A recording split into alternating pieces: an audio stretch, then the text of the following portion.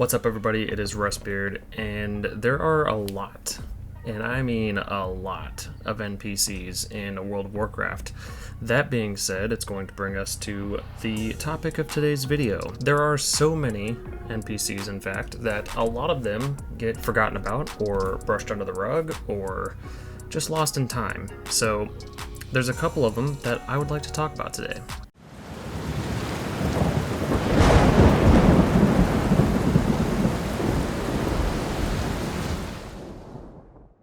So, I was going to do a video on Corrin Direbrew, but I'm a little late to that, so we're just gonna move on.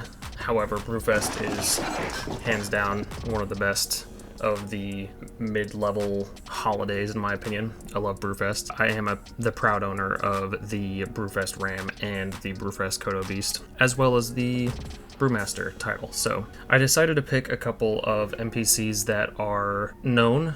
A lot of people know about them within the game, but in my opinion, I don't think that there's enough about these characters. One of them in particular, I actually came across during the research for this video. I did know about her before, but I wasn't aware of the mystery surrounding her character, so we will go ahead and get into that. In a remote corner of the world, a powerful mage resides with 2 dedicated apprentices. Her modest shack is nestled north of Stone Mall ruins, and the road leading to it symbolizes a passage to arcane enlightenment. I am, of course, speaking of Tabitha in Dustwallow Marsh.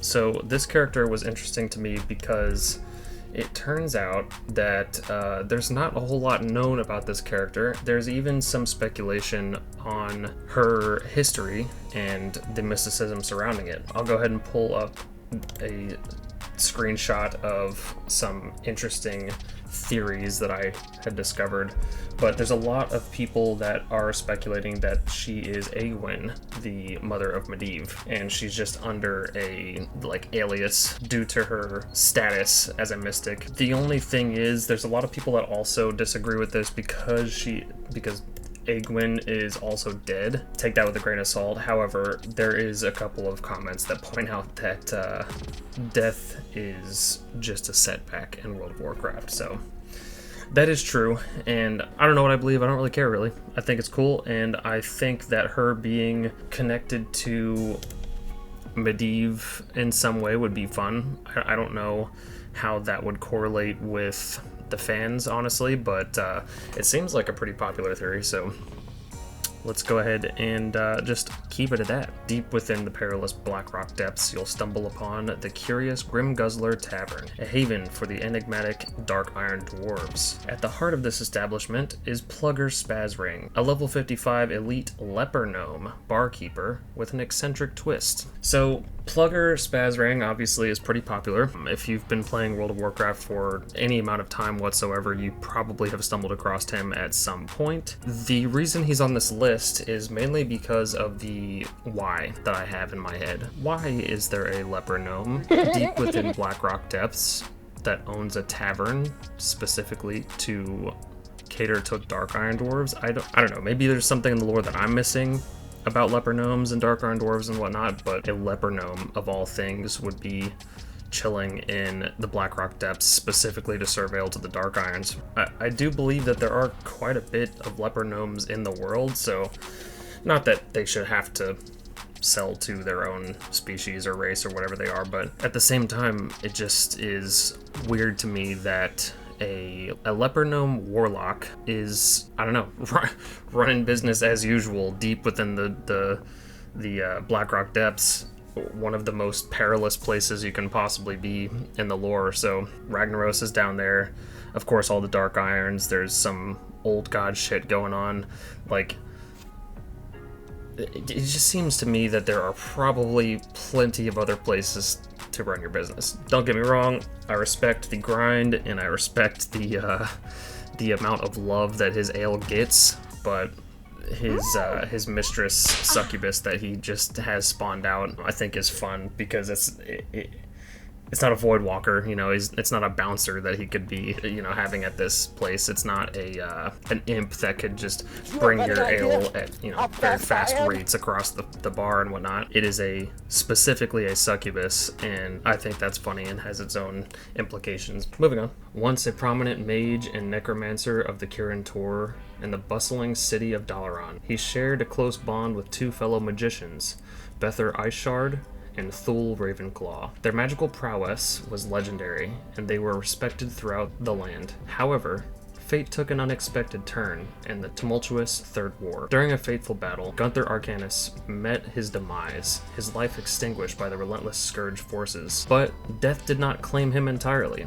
Instead, he was resurrected as an undead slave, bound to the malevolent will of the Lich King. Despite the shackles of undeath, Gunther's formidable power as a mage endured, and it was this strength that allowed him to defy the Lich King's control. Haunted by the chilling memories of his transformation, Gunther withdrew from the world, convinced that he was the sole undead possessing free will. He sought refuge in his aptly named hideaway known as Gunther's Retreat. There, he remained for several years, shunning contact with the outside world. It was in this self-imposed isolation that he grappled with his identity and the tragic course of events that had led him to this point. So, my final one is Gunther Arcanus, and the reason he's on this list, even though I know there's a lot of videos that do portray him, there's a lot of videos that are speculatory videos about him. I mean, let's just pop up the wiki article on Gunther. He was a mage and necromancer of the Kirin Tor. So right now we can already see that he's very powerful. I mean,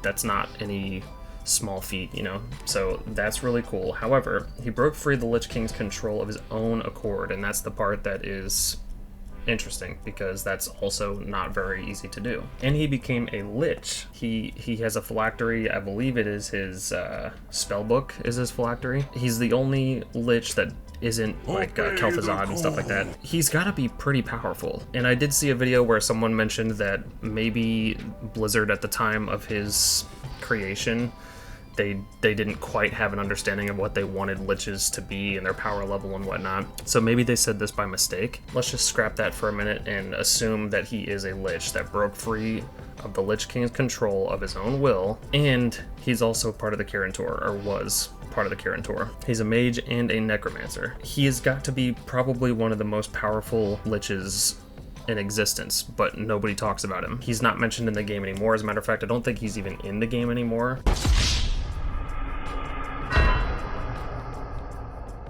It would be really interesting to see the dev team find a way, or the story team, or whoever is in charge of this, to find a way to bring him back into the fold. I would love to hear more about Gunther Arcanus.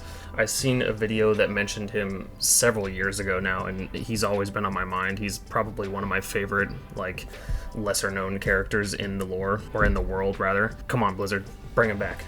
Let us have some more Gunther Arcanus. I think he would be a really fun character to do some side quests for, or even if they, like I said, he's probably one of the most powerful liches in the game, so we could even bring him back into a more major capacity, and that would even be fun. I know this was kind of a short one, but I did want to work on a WoW video. I was working on one Saturday, but our neighbors were having a very loud party, and my room is right next, like, I can reach out and touch the party that was going on. Basically, it was just really loud. I could not think straight trying to edit that video. But I got like halfway through the other day and was like, I don't know if I want to put this one out just yet, because I've got some other ideas that I'd rather talk about first. So there's that. And I also wanted to bring a more positive video into the fold, because I know my last couple videos were kind of If you enjoyed it, make sure you like the video and subscribe to the channel if you want to see any more. What are some of your favorite lesser known NPCs, or some NPCs that may have been deleted from the game that you would love to see make a return? Let me know in the comments, and I will see you guys in the next one. Peace.